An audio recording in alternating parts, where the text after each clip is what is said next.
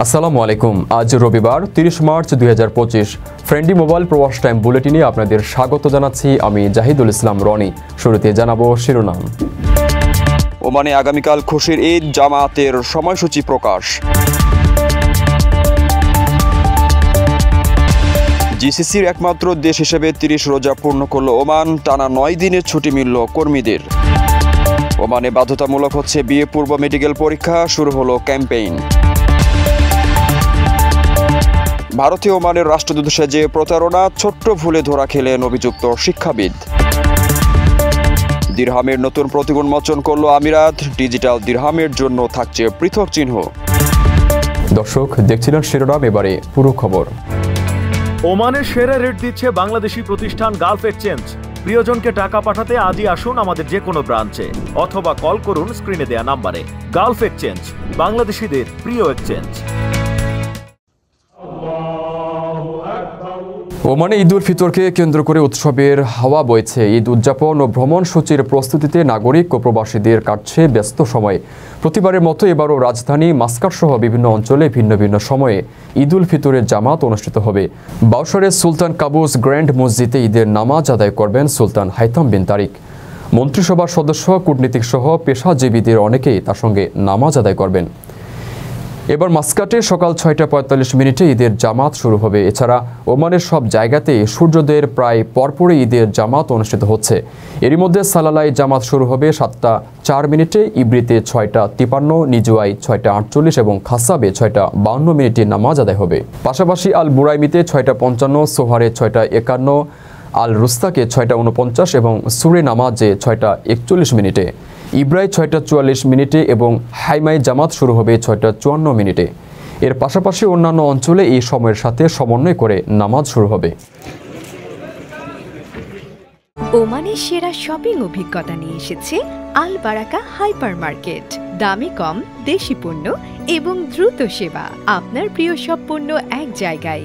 খাদ্য, স্বাস্থ্য, সৌন্দর্য, প্রযুক্তি, গৃহস্থালী সবই পাবেন আল বারাকা হাইপার মার্কেটে। আল বারাকা হাইপার মার্কেট, ওমান প্রবাসীদের বিশ্বস্ত ঠিকানা।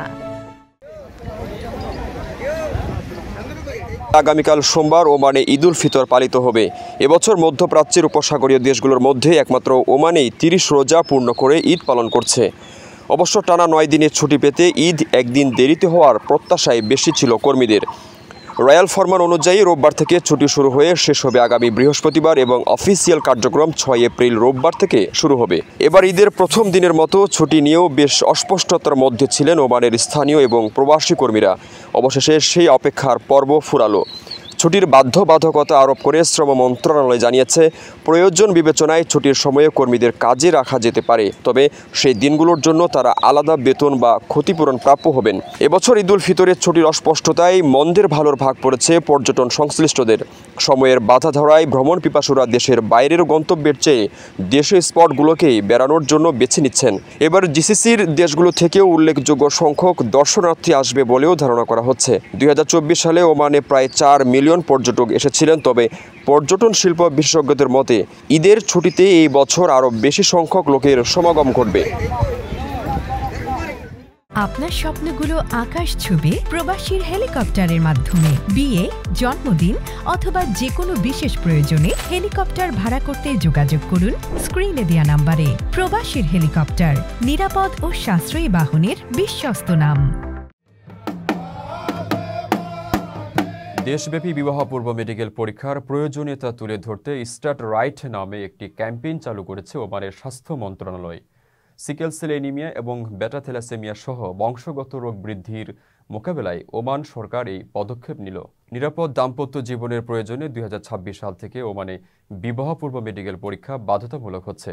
নতুন ক্যাম্পেইন চলবে বছরব্যাপী, যা মোট 3টি পর্যায়ে ভাগ করা হয়েছে। প্রথম পর্বে বিবাহ পূর্ব মেডিকেল পরীক্ষার পরিচিতি, গুরুত্ব এবং সুবিধা জনসাধারণের মাঝে তুলে ধরা হবে। দ্বিতীয় পর্বে উত্তরাধিকার সূত্রে রোগের বিস্তার ঘটা এবং এর ভয়াবহ ঝুঁকিপূর্ণ সম্পর্কে মানুষকে বোঝানো হবে। আর তৃতীয় ভাগে বিয়ের চুক্তিতে মেডিকেল পরীক্ষার বিষয়টি বাস্তবায়ন করা হবে। বিয়ে পূর্ব চিকিৎসা পরীক্ষার উদ্যোগটি মন্ত্রণালয়ের জনস্বাস্থ্য উন্নয়নের দীর্ঘদিনের প্রচেষ্টার অংশ। 1999 সাল থেকে বিয়ে পূর্ব স্ক্রিনিং প্রোগ্রাম ওমানের প্রাথমিক স্বাস্থ্য সুরক্ষা কৌশলের অন্তর্ভুক্ত। তবে এই প্রোগ্রামে মানুষের আগ্রহ বেশ কম। পরিসংখ্যান বলছে বিশ্বে প্রায় 7% শিশু বংশগত রোগ সম্পর্কিত রোগ নিয়ে জন্মগ্রহণ করে, তবে ওমানে এই হার 9 থেকে 10%। এজন্য ওমানে রক্ত সম্পর্কিত বিবাহ প্রচলনের বিষয়টিকে কারণ বলে মনে করা হয়। বিষয়টি নিয়ে ওমানের স্বাস্থ্য মন্ত্রণালয়ের একজন কর্মকর্তা গণমাধ্যমকে জানান, বছরব্যাপী এবারের প্রচারণার লক্ষ্য হল বিয়ে পূর্ব চিকিৎসা পরীক্ষা গুরুত্ব সম্পর্কে সচেতনতা বৃদ্ধি করা এবং ব্যাপক অংশগ্রহণে উৎসাহিত করা। এরপর আইন করে বিয়ের আগে স্বাস্থ্য পরীক্ষা নিশ্চিত করার উদ্যোগ নেবে সরকার। আকর্ষণীয় রেট ও দারুণ সব ডাটা বান্ডেল পেতে আজই ব্যবহার করুন ফ্রেন্ডলি সিম।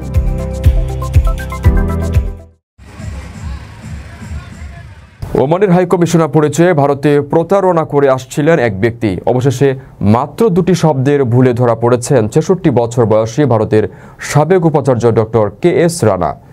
টানা 1 বছর ধরে তিনি এই প্রতারণা চালিয়ে আসছিলেন।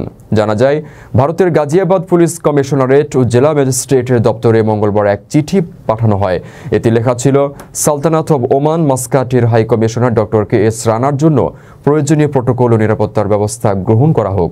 শুরুতে পুলিশ এতে কোনো অস্বাভাবিকতা খুঁজে পায়নি, তবে গাজিয়াবাদ পুলিশ কমিশনার অজয় কুমার মিশ্র চিঠির একটি ভুল লক্ষ্য করেন।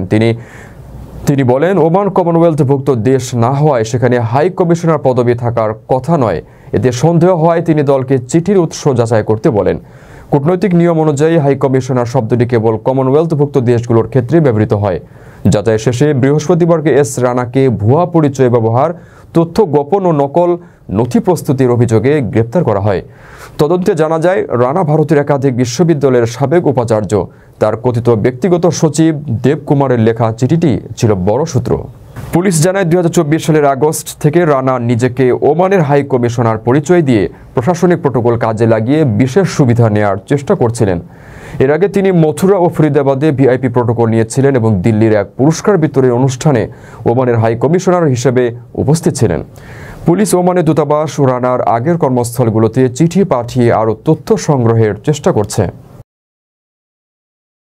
রেমিটেন্স যোদ্ধাদের ঢাকায় বিশেষ ছাড়ে রেডি ফ্ল্যাট দিচ্ছে শতভাগ বিশ্বস্ত ও নির্ভরযোগ্য প্রতিষ্ঠান প্রবাসীর সিটি। সংযুক্ত আরব আমিরাতের কেন্দ্রীয় ব্যাংক জাতীয় মুদ্রা দিরহাম এর জন্য নতুন প্রতীক উন্মোচন করেছে।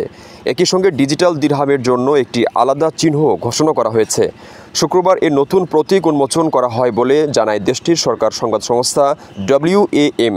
আন্তর্জাতিক মুদ্রা হিসেবে সংযুক্ত আরব আমিরাত দিরহাম প্রতিষ্ঠার অংশ হিসেবে দিরহামের ইংরেজি লেটারের প্রথম অক্ষরটি বেছে নেওয়া হয়েছে, যা দেশের মুদ্রার প্রতিনিধিত্বকারী একটি আন্তর্জাতিক প্রতীক হিসেবে কাজ করবে, যা এখন দিরহামের স্থিতিশীলতাকে মূর্ত করতে সংযুক্ত আরব আমিরাতের পতাকা দ্বারা অনুপ্রাণিত হয়ে আর্থিক স্থিতিশীলতা বৃদ্ধি করবে।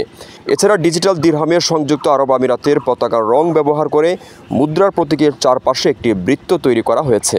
এখন থেকে ব্যক্তি ও ব্যবসা প্রতিষ্ঠান, লাইসেন্সপ্রাপ্ত আর্থিক প্রতিষ্ঠান যেমন ব্যাংক, এক্সচেঞ্জ হাউস, আর্থিক সংস্থা এবং ফিনটেক কোম্পানির মাধ্যমে ডিজিটাল দিরহাম পেতে সক্ষম হবে। সংযুক্ত আরব আমিরাতের কেন্দ্রীয় ব্যাংকের গভর্নর খালিদ মোহাম্মদ বালামা বলেছেন, আমরা আজ সংযুক্ত আরব আমিরাতের জাতীয় মুদ্রার জন্য নতুন প্রতীক দিরহামের ভৌত এবং ডিজিটাল উভয় রূপেই উন্মোচন করতে পেরে গর্বিত। এটি ডিজিটাল দিরহাম প্রোগ্রাম বাস্তবায়নে উল্লেখযোগ্য অগ্রগতি এবং CBUAE এর দৃষ্টিভঙ্গি বাস্তবায়নের দিকে একটি অগ্রগতি প্রতিফলিত করে। দর্শক, দেখছিলেন ফ্রেন্ডলি মোবাইল প্রবাস টাইম বুলেটিন। শেষ করার আগে শিরোনামগুলো জানিয়ে দিচ্ছি আরও একবার। ওমানে আগামীকাল খুশির ঈদ, জামায়াতের সময়সূচি প্রকাশ। GCCর একমাত্র দেশ হিসেবে 30 রোজা পূর্ণ করল ওমান, টানা 9 দিনের ছুটি মিলল কর্মীদের। ওমানে বাধ্যতামূলক হচ্ছে বিয়ে পূর্ব মেডিকেল পরীক্ষা, শুরু হলো ক্যাম্পেইন। ভারতীয় ওমানের রাষ্ট্রদূত সেজে প্রতারণা, ছোট্ট ভুলে ধরা খেলেন অভিযুক্ত শিক্ষাবিদ। দিরহামের নতুন প্রতীক উন্মোচন করল আমিরাত, ডিজিটাল দিরহামের জন্য থাকছে পৃথক চিহ্ন। এই ছিল ফ্রেন্ডলি মোবাইল প্রবাস টাইম বুলেটিনের আজকের আয়োজনে। প্রবাসের সর্বশেষ সংবাদ পেতে ভিজিট করুন www.probastime.net। সাবস্ক্রাইব করুন আমাদের ইউটিউব চ্যানেল এবং চোখ রাখুন ফেসবুক পেজে। পরবর্তী বুলেটিন দেখার আমন্ত্রণ জানিয়ে আজকের মতো বিদায় নিচ্ছি আমি জাহিদুল ইসলাম রনি। সেই পর্যন্ত সবাই ভালো থাকবেন এবং নিরাপদে থাকবেন। আল্লাহ হাফেজ।